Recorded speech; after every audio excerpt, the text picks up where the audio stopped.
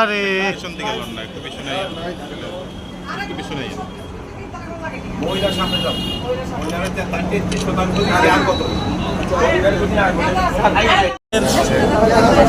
যে মোদিজির সাফল্য এবং দেশের সাফল্য, এটা মূল কথা হলো, আপনাদের মনে আছে কিনা জানি না, নস্ট্রাডাম একজন ভবিষ্যৎ দ্রষ্টা ছিল। নস্ট্রাডাম বলেছিল যে ভারতে এমন একটি ব্যক্তিত্বের জন্ম হবে যিনি, যেখানে ভারতে না, যে তিনটা সমুদ্রের, যেখানে তিনটা সমুদ্রের যে মিলনস্থল যে দেশে আছে, সে দেশে এমন এক ব্যক্তির জন্ম হবে, সে পৃথিবীতে বিশ্বগুরুর আসনে বসবে, অর্থাৎ পৃথিবীকে কন্ট্রোল করবে। আজকের দিকে মনে হয় 11 বছরের পরে মনে হয় সেই নস্ট্রাডামের ভবিষ্যৎ দ্রষ্টা হলো নরেন্দ্র মোদীজি। যেভাবে আমার 50 বছরের রাজনৈতিক জীবনে আমি কোনোদিন দেখিনি এই অল্প সময়ের মধ্যে সারা দেশে যে উন্নয়নের জোয়ার, এটা এক কথায় এটা একটা দুঃসাধ্য জিনিসকে উনি সম্ভাবনা করেছেন। এবং এখানে আমাদের আজকে যারা আয়োজন করেছেন, সত্যি হলের ভিতরে খুব ভালো লেগেছে এবং একটি মানুষও নড়াচড়া করেনি। যারা বক্তা ছিল তাদের কথা মন দিয়ে শুনেছে এবং কি কি ডেভেলপমেন্ট হয়েছে যতটুকু সম্ভব ওরা বলার চেষ্টা করেছে। প্লাস এখানে একটা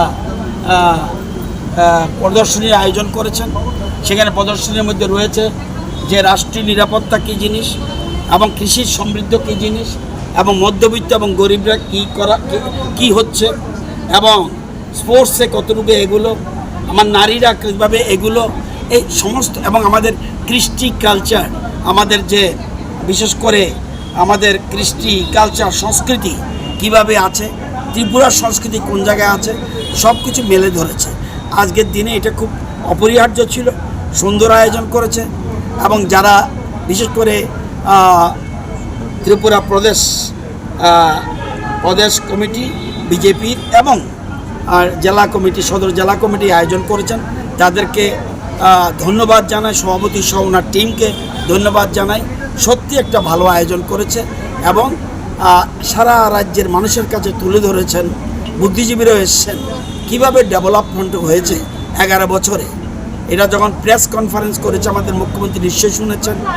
আরও আমি ব্যক্তিগতভাবে উনকুটি জেলাতে করব, আমাদের অর্থমন্ত্রী করবে আগামীকাল উদয়পুরে, এরকম প্রত্যেক জায়গায় আমাদের কোনো না কোনো মন্ত্রী এই প্রেস কনফারেন্স করবে, আরও নতুন নতুন জিনিস আপনারা জানতে পারবেন। এই আজকের এটা যথার্থই সার্থকতা এবং যার মস্তিষ্ক প্রসূত এই চিন্তাধারা 11 বছরের পূর্তি উৎসব, সত্যিই ভারতবর্ষের মানুষ জানতে পারবে যে 11 বছর ভার্সেস স্বাধীনতার পর বাকি যত বছর কী ডেভেলপমেন্ট, পার্থক্য কী। এই যে বলল কোনো দিন এই পরিসংখ্যান কি পেয়েছি, 25 কোটি গরিব মানুষ দারিদ্র্যের সীমার উপরে উঠেছে 11 বছরে। It is not a matter of job, এটা একটা বিরাট জিনিস। সুতরাং আবারও বলছি, 11 বছরে আমরা অনেক কিছু পেয়েছি এবং 2047-এ যেটা প্রত্যেক বক্তা বক্তব্য রেখেছে, পৃথিবীর মধ্যে সর্বশ্রেষ্ঠ আসনে বসবে ভারতবর্ষ। তখন আর ডলার বলবে না,